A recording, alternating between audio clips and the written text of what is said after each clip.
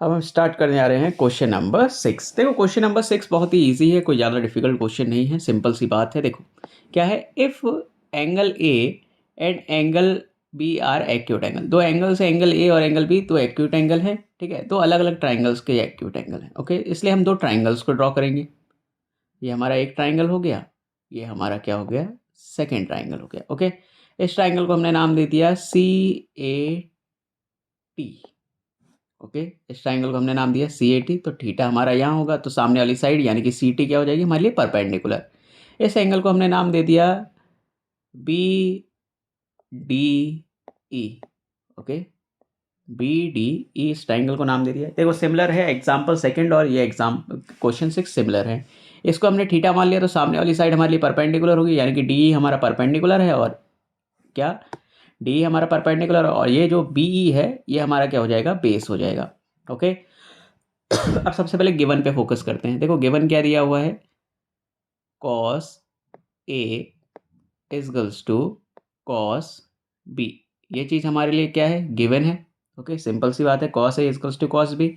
तो हम कह सकते हैं कॉस का, देखो ट्रिग्नोमेट्रिक रेशो क्या होता है, कॉस का ट्रिग्नोमेट्रिक रेशो यदि आपको याद होगा तो क्या होता है, बेस अपॉन परपेंडिकुलर। ओके, ये कलर थोड़ा अच्छा नहीं लग रहा, ठीक है, देखो बेस अपॉन परपेंडिकुलर यही होता है, ठीक है। अब इसके अकॉर्डिंग देखो कॉस ए, इस ए के अकॉर्डिंग देखेंगे तो इसका बेस क्या है हमारा 80। सो क्या हो जाएगा 80 अपॉन, ओ सॉरी परपेंडिकुलर नहीं, हाइपोटेनस। कॉस का क्या होता है, पर हाइपोटेनस होता है, यहाँ पी नहीं एच आएगा, ये तो कॉट का हो गया एच, और एच क्या है हमारा ए सी। ओके, सिमिलर इसके लिए देखो कॉस बी के अकॉर्डिंग बेस क्या है हमारा बी ई, और एच क्या है हमारा बी डी। ओके, यही है, ठीक है, मान लिया। अब क्या करेंगे, लेट, अभी नहीं सॉरी, लेट नहीं, देखो इधर बोलो। अब देखना, मैं इस वैल्यू को जो हमारा बी है मैं उसे इसके नीचे ट्रांसफर कर दूंगा, और ए सी को हम ऊपर ट्रांसफर कर देंगे। देखो बेस के नीचे बेस, हाइपोटेनस के नीचे hypotenuse, so 80 equals to 80 upon B. अब देखो बेस के नीचे बेस आ गया, equals to A C upon B D, और उसके नीचे हाइपोटेनस के नीचे हाइपोटेनस आ गया। अब क्या, लेट, मान लिया। अब हमें इनकी एग्जैक्ट वैल्यूज तो नहीं पता, लेकिन रेशो में है तो कुछ ना कुछ तो मल्टीप्लाई में रहा होगा इनके। तो 80 upon B equals to A C upon B D equals to हमने मान लिया के। ये दोनों वैल्यूज किसके इक्वल मान लिए हैं हमने, के। अब देखो हमें पता है बेस के नीचे बेस दिख रहा है, हाइपोटेनस के नीचे हाइपोटेनस, क्या परपेंडिकुलर के नीचे परपेंडिकुलर है, नहीं। तो हमें ये बात प्रूव करनी पड़ेगी कि परपेंडिकुलर के नीचे परपेंडिकुलर लाया जा सकता है। तो देखो अब हम इसके लिए यूज करेंगे पाइथागोरस थ्योरम। कौन सी theorem, Pythagoras theorem, by Pythagoras theorem. Okay, Pythagoras theorem देखो सबसे पहले किसके लिए लगाओगे, इसमें लगाओगे, इस ट्राइंगल में।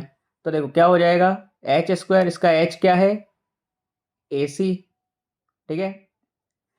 सो ए सी का होल स्क्वायर इजगल्स टू 80 का स्क्वायर प्लस, और क्या है देखो 80 और सी टी का स्क्वायर, ये हमारा परपेंडिकुलर क्या है सी टी। तो देखो हमें परपेंडिकुलर इस साइड रखना है, तो हम सी टी इजगल्स टू क्या कर देंगे ए सी स्क्वायर माइनस 80 का स्क्वायर। ओके, अब देखो ए सी टी के ऊपर से स्क्वायर हटाएंगे तो इसके ऊपर क्या लग जाएगा, स्क्वायर रूट। ओके, तो इसे हम मान लेंगे इक्वेशन फर्स्ट। सिंपल है, ये हमने परपेंडिकुलर इक्वल्स टू लिया है और कुछ नहीं किया, सिर्फ पाइथागोरस थ्योरम लगाई है। ओके, सेम हम करेंगे पाइथागोरस थ्योरम किस में लगाएंगे, दूसरे ट्राइंगल में लगाएंगे। तो क्या हो जाएगा देखो, अब पूरा नहीं बता रहा हूँ, डी इजगल्स टू क्या हो जाएगा, डी हमारा परपेंडिकुलर है, इजगल्स टू देखो D equals to B D, B D का होल स्क्वायर माइनस बी का होल स्क्वायर। बी क्या है हमारा बेस है। ओके, इसके ऊपर क्या लग जाएगा, स्क्वायर रूट। इसे हम इक्वेशन सेकेंड मान लेंगे। अब क्या करोगे, divide equation second and first, divide equation first by second. Second के द्वारा फर्स्ट इक्वेशन को क्या करेंगे आप, डिवाइड करेंगे। तो देखो क्या हो जाएगा, C T upon D E is equals to under root A C का whole square minus A T का whole square upon under root B D का whole square minus B E का होल स्क्वायर। ओके, ये हमारा हो गया। अब देखो, अब इधर ध्यान देना, इधर आओ। ये जो मैंने बताया था, ये यहाँ क्यों बताया था, अब देखो ये दिख रहा है आपको। देखना, ए टी इजकल्स टू मैं क्या लिख सकता हूँ, ए टी इजकल्स टू मैं लिख सकता हूँ बी ई, और के इजकल्स टू है तो के लिख दूंगा। ए टी इजकल्स टू क्या हो जाएगा, बी मल्टीप्लाई के। ओके, और मैं ए सी इजकल्स टू क्या लिख सकता हूँ, देखो ये इस साइड डिवाइड में, उस साइड जाके मल्टीप्लाई में, तो बी डी मल्टीप्लाई के, बोलो लिख सकता हूँ। ए टी की जगह पे मैं क्या लिख दूंगा, बी मल्टीप्लाई के, और ए सी की जगह पे बी डी मल्टीप्लाई के। ठीक है, तो इधर वही पुट करना है। अब यहाँ पुट करो ए सी की जगह पे मैं क्या लिख सकता हूँ, बी डी, ए सी की जगह पे मैंने लिख दिया बी डी के का होल स्क्वायर। ओके, जगह थोड़ी सी कम पड़ रही है, मैं पीछे ले रहा हूँ। ए सी इजकल्स टू, इसको पीछे लिख, चलो ऊपर मैं इरेज कर रहा हूँ। ओके, ऊपर ही ले रहा हूँ मैं इसे, पीछे क्यों बार बार फिर पेज पलटना पड़ेगा। इसे मैंने कर दिया इरेज।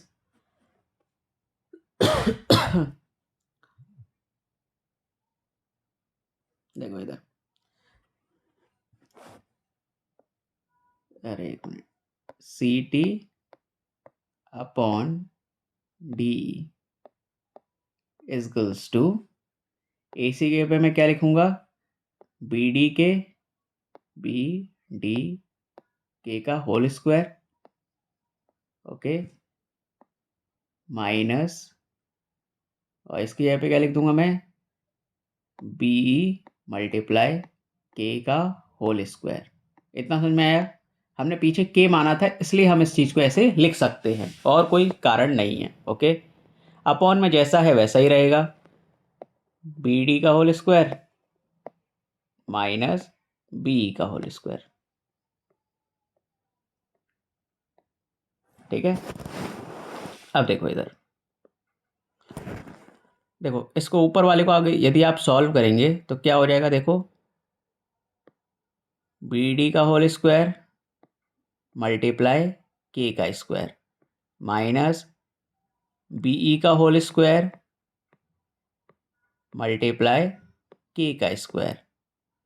ओके, अपॉन में जैसा चल रहा है वैसा ही चलेगा,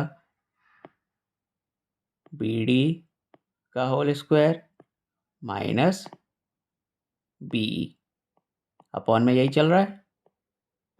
ओके, अब देखो नीचे वाले को इरेज कर दूं मैं, अब इसका कोई काम नहीं है।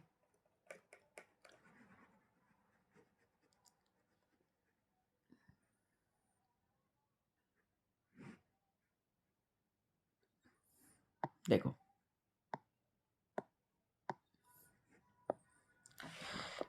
अब देखना, के स्क्वायर कॉमन है तो मैं के स्क्वायर को कॉमन ले लूंगा। दोनों में के स्क्वायर है, मैंने के स्क्वायर को क्या कर दिया, कॉमन ले लिया। क्या बचा ब्रैकेट के अंदर, देखो इधर बड़ा ब्रैकेट लगा देते हैं और सुविधा रहेगी, जिससे बड़ा ब्रैकेट लगाया, और ये अंदर क्या बचेगा, बी डी का होल स्क्वायर माइनस बी का होल स्क्वायर, यही बचेगा। ठीक है, ये ब्रैकेट क्लोज, अपॉन जैसा चल रहा है वैसा ही चलता रहेगा, बी डी का होल स्क्वायर माइनस बी का होल स्क्वायर। ओके, इतना समझ में आया। देखो इधर देख लो, अब इसके आगे क्या करेंगे, देखो मैं ऊपर वाला इरेज कर दूं, अगली बार से आपको ये इरेजिंग वाली प्रॉब्लम नहीं आएगी, मैं अगली बार से इसमें फाइल ही नहीं बनाऊंगा।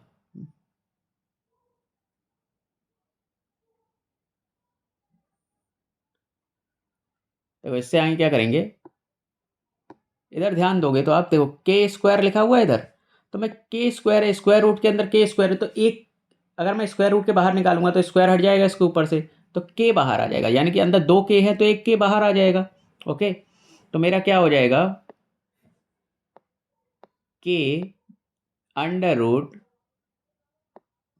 बी डी का स्क्वायर, ये बी बी नहीं है बी डी है, माइनस बीई का होल स्क्वायर।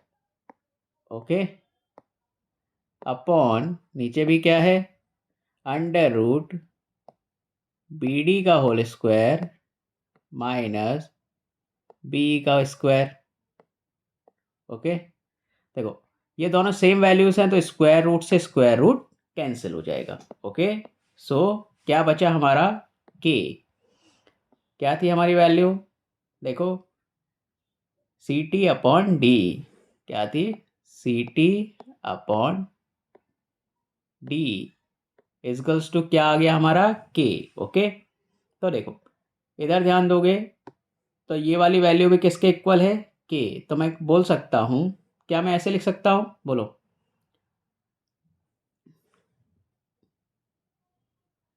ये जगह पे मैं क्या लिख सकता हूँ,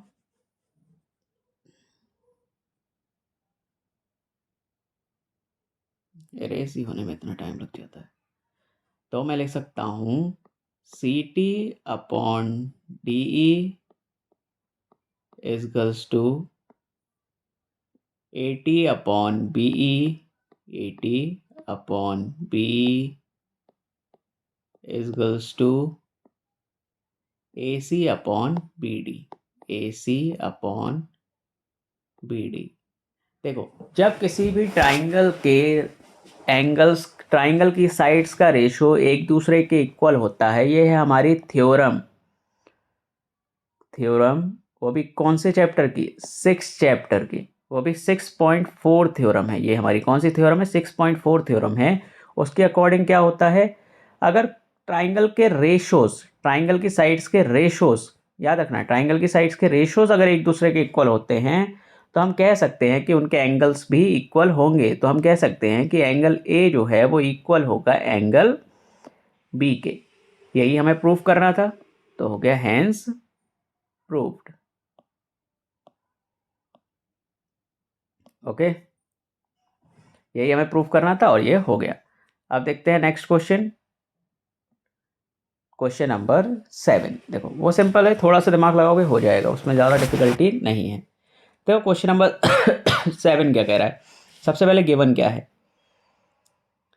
कॉट थीटा इजकल्स टू 7/8 हमें गिवन है। ओके, तो देखो कॉट का ट्रिग्नोमेट्रिक रेशियो अगर आपको पता होगा तो क्या होता है, बेस अपॉन परपेंडिकुलर। ओके, अब हम इधर एक बनाएंगे राइट एंगल ट्राइंगल, इधर 90 डिग्री मान लो, कोई भी नाम दे दो इसको, ए बी और सी, हमने थीटा मान लिया इधर। ओके, तो परपेंडिकुलर क्या हो जाएगा हमारा, अगर हमने इसे थीटा माना है तो इसकी वाली सामने वाली साइड यानी कि ए सी हमारा परपेंडिकुलर है और बी सी हमारा बेस हो जाएगा।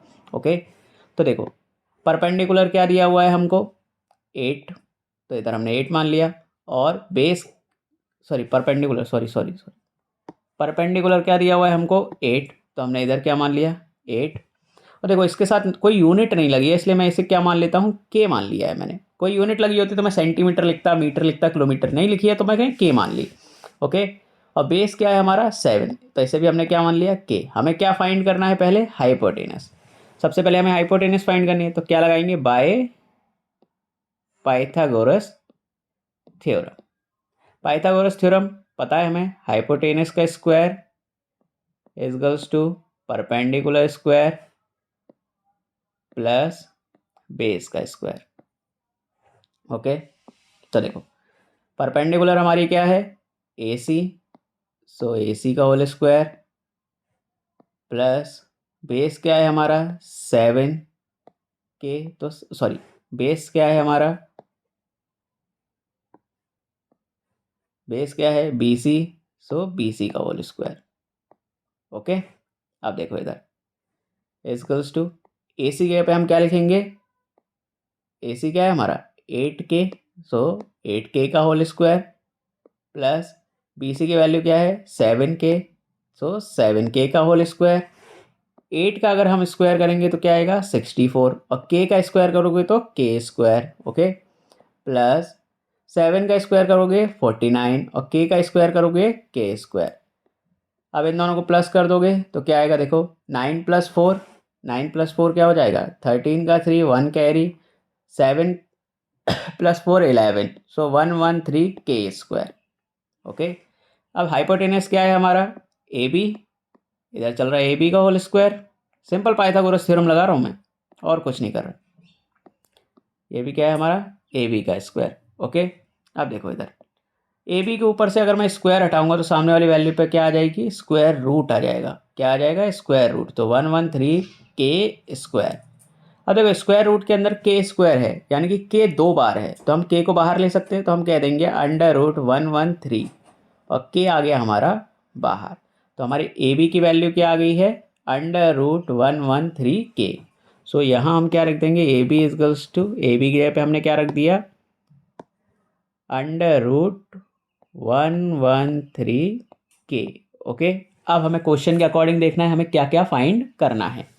देखो हमें पहला फाइंड करना है sine 1 + sine theta 1 - sine theta और अपॉन 1 + कॉस थीटा। और ये चलो सिंपल है फाइंड करेंगे। ओके, मैं इसे हटा देता हूँ, इरेज कर देता हूँ। देखो इतना समझ में आया तो बढ़िया बात है, ठीक है। अरे रुक जाओ, ये नहीं हो रहा। देखो ट्राइंगल में हमारा ये राइट एंगल, अरे एक मिनट,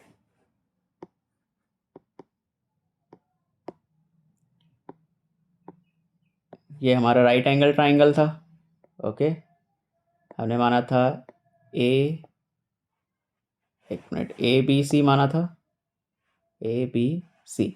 बेस जो था वो हमारा था 7K, 8 जो वो निकाला था वो था 8K, और जो परपेंडिकुलर निकाला था वो क्या निकाला था 113K। ओके, अब वैल्यूज पुट करेंगे सबसे पहली वाली क्वेश्चन में। देखो फर्स्ट क्या है √1 + sine theta bracket 1 - sine theta. Okay, upon 1 + cos theta 1 - cos theta. Okay, इतना समझ में आया। अब देखो ध्यान देना इस बात पे, छोटी सी बात है। देखो इधर A + B दिखाई दे रहा है, A - B दिखाई दे रहा है। सिमिलरली इधर भी देखो A + B दिखाई दे रहा है और A - B दिखाई दे रहा है। ओके, अब बताओ A + B × A - B क्या आइडेंटिटी होती है, बताओ। A + B A - B किसकी आइडेंटिटी है, A² - B² की आइडेंटिटी है। किसकी आइडेंटिटी है A² - B² की। सो मैं लिख सकता हूँ A² यानी 1 का स्क्वायर माइनस B² यानी कि साइन का square, sin² theta, upon similar इसके लिए भी A² यानी कि 1 का स्क्वायर और B² यानी कि cos² थीटा। ओके, अब देखो हमें 1 का स्क्वायर करोगे 1 ही आएगा। अच्छा देखो साइन थीटा का ट्रिग्नोमेट्रिक रेशियो क्या होता है परपेंडिकुलर अपॉन बेस। परपेंडिकुलर क्या है हमारा AC अपॉन बेस क्या है हमारा CB या BC, इसका होल स्क्वायर। क्योंकि साइन का भी क्या है स्क्वायर है, इसलिए इस वैल्यू के ऊपर भी क्या आएगा स्क्वायर आएगा। सिमिलरली 1 - cos² थीटा क्या होता है, कॉस का ट्रिग्नोमेट्रिक रेशियो क्या होता है। देखो इधर ये फिर गड़बड़ हो गई, ये इधर AC नहीं आएगा, यहाँ एक AB आएगा, क्योंकि परपेंडिकुलर अपॉन हाइपोटेनियस होता है ना।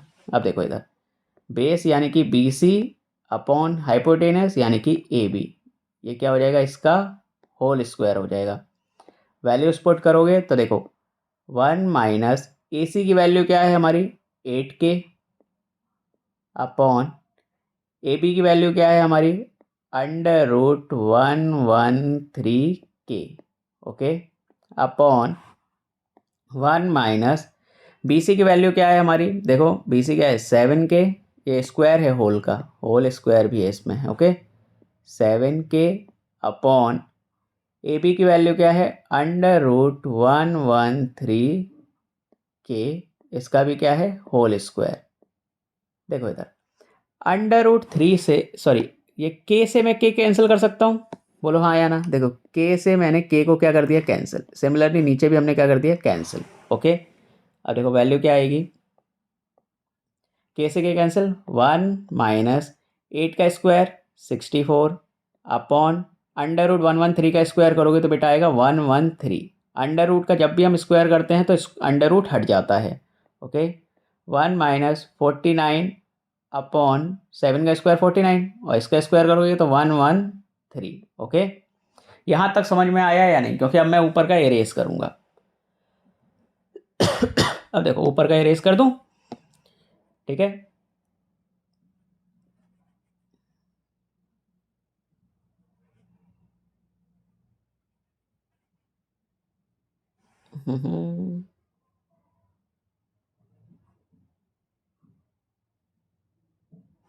देखो अब मैं लूँगा इन दोनों का एलसीएम। देखो इस 1 के नीचे कुछ नहीं है तो क्या होगा 1 होगा, इस 1 के नीचे भी कुछ नहीं होगा तो 1 होगा, ठीक है। अगर मैं इनका एलसीएम लूँगा तो देखो क्या आएगा, ऊपर नीचे एलसीएम लेंगे 1 और 113 का तो एलसीएम आएगा 113। अब मैं यदि 113 से डिवाइड करता हूँ, 1 से अगर मैं 113 को डिवाइड करूँगा तो क्या आएगा 113, और 113 का मल्टीप्लाई मैं 113 में करूँगा तो क्या आएगा 113, बीच में माइनस का साइन है तो क्या लगाऊंगा माइनस। 113 को डिवाइड करता हूँ अगर मैं 113 से तो आएगा 1, ठीक है। 1 का मल्टीप्लाई अगर मैं 64 में करूँगा तो क्या आएगा 64। सिमिलरली नीचे इन दोनों का एलसीएम लेंगे तब भी एलसीएम क्या आएगा 113, ओके। तब भी क्या हो जाएगा 113 माइनस 49। एलसीएम को सॉल्व कर लेना, एलसीएम इतना तो आना चाहिए, 10th क्लास के बच्चे हो तुम, कोई छोटे बच्चे तो हो नहीं, ओके।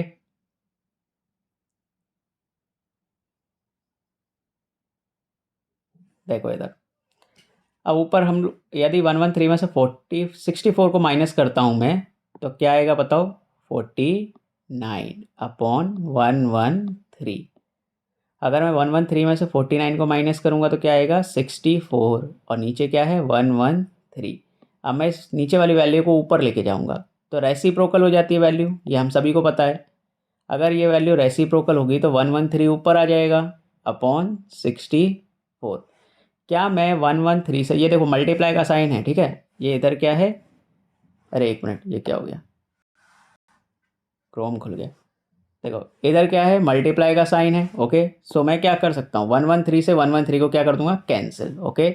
सो देखो कैंसिल करने के बाद क्या आएगा 49 अपॉन 64। क्या ये दोनों किसी सिमिलर टेबल में आते हैं, क्या ये किसी सिमिलर टेबल से डिवाइड हो सकते हैं, तो नहीं हो सकते। तो यही क्या हो जाएगा हमारा आंसर, ओके। सो हमारे फर्स्ट वाले का आंसर क्या आया है, फर्स्ट वाले का आंसर आया है 49 अपॉन 64, ओके। अब हम देखते हैं सेकेंड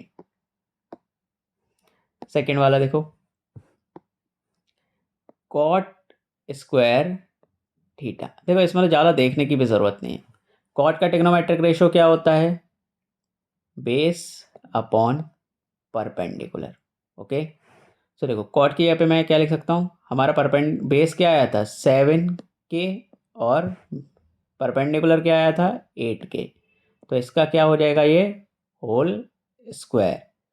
के से मैं क्या कर सकता हूँ, के को कैंसिल कर सकता हूँ। 7 का स्क्वायर करोगे क्या आएगा 49 और 8 का स्क्वायर करोगे क्या आएगा 64। तो इसका आंसर क्या हो जाएगा 49 अपॉन 64। इसी के साथ हमारा क्वेश्चन नंबर 7 कंप्लीट, ठीक है। अब हम नेक्स्ट वीडियो में देखेंगे क्वेश्चन नंबर 8 को, ठीक है। तो मिलते हैं नेक्स्ट वीडियो में।